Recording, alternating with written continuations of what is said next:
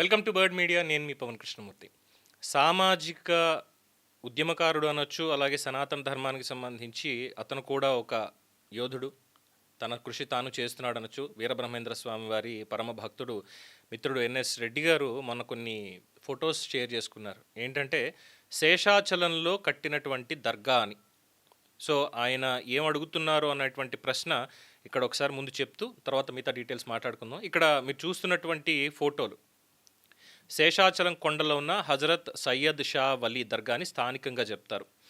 So ఇక్కడ శేషాచలం కొండలను ఆక్రమించి దర్గాలు కడితే ప్రభుత్వాలు క్షమిస్తాయేమో, మరి మహమ్మద్ ప్రవక్త క్షమిస్తాడా అని చెప్పి ఆయన అడుగుతున్నటువంటి ప్రశ్న. ఎందుకంటే ఇక్కడ మనది హిందూ దేశం, భారతదేశంలో అన్ని మతాలని కూడా గౌరవించేటువంటి స్వేచ్ఛ ఉంది. అయితే ఒక విషయం మాత్రం ఆలోచించాలి అని. ఈ ఫోటోల్లో మీరు చూస్తున్నటువంటిది శేషాచలం కొండలో ఉన్న హజరత్ సయ్యద్ అలీ షా దర్గాని స్థానికంగా చెప్తారు. కడప నుంచి తిరుపతి వెళ్లే మార్గంలో భాక్రాపేట సమీపంలో కనుమలో పల్లె ప్రాంతంలో ఇది కనిపిస్తుంది. శేషాచలం కొండలంటే సాధారణమైన కొండలు కాదు. ప్రకృతి సంపదకి, అటవీ సంపదకి, ఆధ్యాత్మిక ప్రాధాన్యతకు ప్రసిద్ధి చెందిన ప్రాంతం. అలాంటి కొండల్లో ఎక్కడైనా మతపరమైన నిర్మాణాలు ఏర్పడుతున్నాయా? అవి అనుమతులతోనే ఉన్నాయా? ఎందుకంటే అటవీ భూములు, ప్రభుత్వ భూములు ఆక్రమణకు గురవుతున్నాయా అనే ప్రశ్నలు మాత్రం ప్రభుత్వాలు, అటవీ శాఖ కూడా తప్పకుండా పరిశీలించాల్సినవే. సరే, ఇక్కడ మహమ్మద్ ప్రవక్త బోధనల ప్రకారం అల్లా ఒక్కడినే ఆరాధించాలి, ఖురాన్లో కూడా అల్లాతో పాటు ఇంకెవరిని ఆరాధించకూడదు అనే భావన అయితే స్పష్టంగా ఉంది అన్నది మెన్షన్ చేస్తూనే, మరి ముస్లింలు దర్గాలకు వెళ్ళి అక్కడ ఉన్న సమాధులను మొక్కడం, ప్రార్థనలు చేయడం, కానుకలు సమర్పించడం వంటి ఆచారాలు ఎందుకు చేస్తున్నారు? ఇది ముస్లింలు ఆలోచించాల్సిన ప్రశ్న అని చెప్పి ఆయన అంటున్నారు.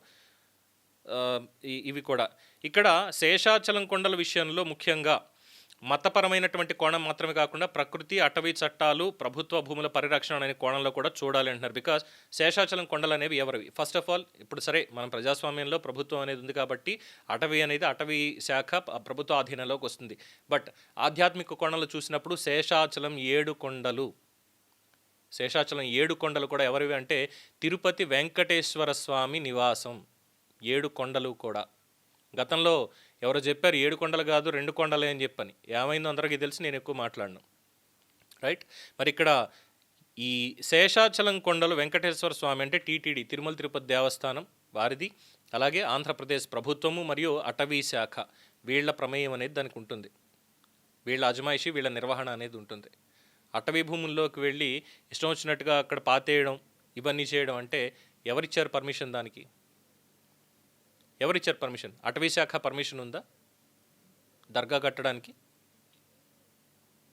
ఇదే తీసుకెళ్ళి మక్కాలో అక్కడ మేము వెంకటేశ్వర స్వామి టెంపుల్ కడతాము అని చెప్తే ఒప్పుకుంటారా?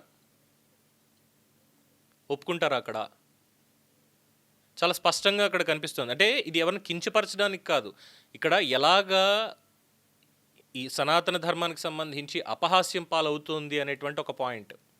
పరమత సహనం కలిగి ఉండాలి అన్న దానికి గౌరవించి ప్రతి ఒక్కళ్ళు ఉంటున్నారు. కానీ ఇలాంటి పనులు చేస్తే కాదు కదా. ఎందుకంటే మన శ్రీశైలంలో కూడా చూసాం, అక్కడ కేవలం ఆ చోటుని కబ్జా చేయడానికో లేదంటే ఇదంతా మాదే అని చెప్పించుకోవడానికో కొంతమంది మతోన్మాదులు అక్కడికి కూడా తీసుకెళ్ళి ఏదో దర్గాలాగా అక్కడ సమాధి కట్టేసి దానికి పూజలు పునస్కారాలు చేసేస్తారు.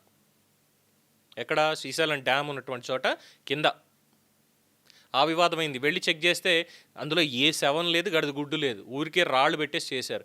అలాగే ఈ కొండలు, గుట్టలు వీటన్నిటి మీద కూడా చేసేటువంటి ప్రయత్నం ఇదే.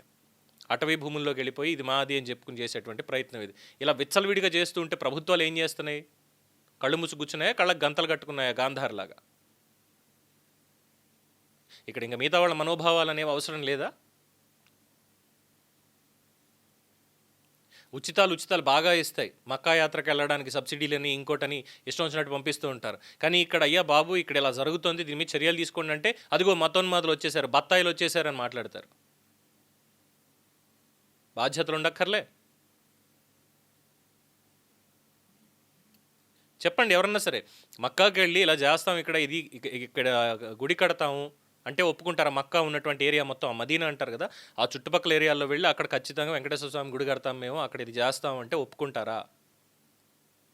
ఈ మాట అంటే చాలు, అక్కడ ముందు తల ఉండదు. ఇక్కడ మాత్రం రండి రండి రండి దయచేయండి అంటూ అందరికీ పర్లేదు బాబు, ఒక చెంప మీద కొడితే రెండో చెంప చూపించమన్నారు కదా, మేము కూడా చూపిస్తాం సహనంతో, మీరు కట్టుకోండి పర్వాలేదు, ఏం పర్వాలేదు మీరు కట్టేసుకోండి. అక్రమంగా ఇలాంటి నిర్మాణాలు ఎన్ని అవుతున్నాయి అన్నటువంటిది ఎవరికి తెలియదా? సో ప్రభుత్వాలు ఇక్కడ చట్టపరమైనటువంటి విషయాలు చూసుకోవాలి, అటవీ శాఖ శేషాచలం పరిరక్షణ చూసుకోవాలి. ముస్లింలు తమ పవిత్ర గ్రంథమైన ఖురాన్, తమ ప్రవక్త బోధనలని తాము ఒకసారి ఆలోచించుకోవాలి. శేషాచలం కొండలను ఎవరైనా ఆక్రమిస్తే ప్రభుత్వం క్షమించొచ్చేమో.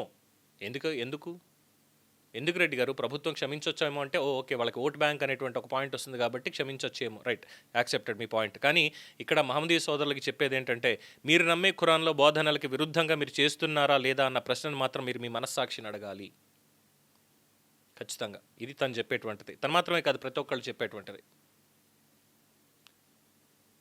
పరమత సహనం కలిగి ఉండాలి, పరమతాన్ని ప్రేమించాలి, గౌరవించాలి. ఖచ్చితంగా హిందువులు హిందుత్వాన్ని, సనాతన ధర్మాన్ని ఆచరిస్తారు, పరమతాల్ని గౌరవిస్తారు. అలా అని చెప్పి వాళ్ళ మీద దాడికి వస్తే చూస్తూ అయితే ఊరుకోరు. వాళ్ళ ధర్మానికి గ్లాని అవుతుందంటే ఖచ్చితంగా ఊరుకోరు, భగవానుడు భగవద్గీతలో చెప్పినట్టు.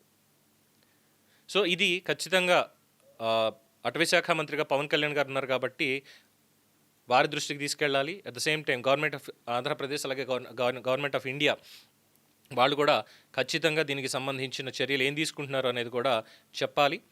అండ్ ఎవరు దీనికి పర్మిషన్ ఇచ్చారు, ఎప్పుడు పర్మిషన్లు ఇచ్చారు, ఈ వివరాలన్నీ కూడా చాలా స్పష్టంగా, ఇదేమీ ఇద్దరి మధ్య చిచ్చు పెట్టేటువంటిది లేదంటే వైషమ్యం తీసుకొచ్చేటువంటి వ్యాఖ్యలు కానే కాదు. The roots have to be found. ఎవరు తప్పు చేశారు, ఇలాగా అక్కడ శేషాచలం కొండల్లో అది మొత్తం అంత పవిత్రమైందని తెలిసి కూడా తప్పు చేసినటువంటి వాళ్ళని ఖచ్చితంగా చట్టపరంగా శిక్షించాల్సిందే. అందులో ఎటువంటి అభ్యంతరం లేదు. ఎందుకంటే కడప దర్గా గురించి ఎవరు మాట్లాడరు, పీర్బాబా పెద్ద దర్గా గురించి ఇంకా మాట్లాడితే హిందువులు కూడా అక్కడికి వెళ్ళి మొక్కులు చేసుకుని వస్తూ ఉంటారు.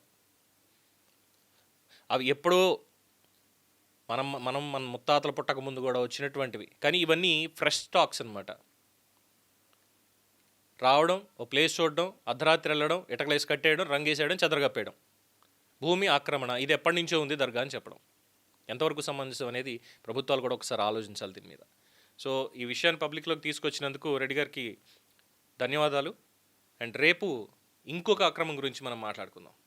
దీని మీద మీ అభిప్రాయం తెలియచేయండి. చూస్తూనే ఉండండి ది బర్డ్ మీడియా.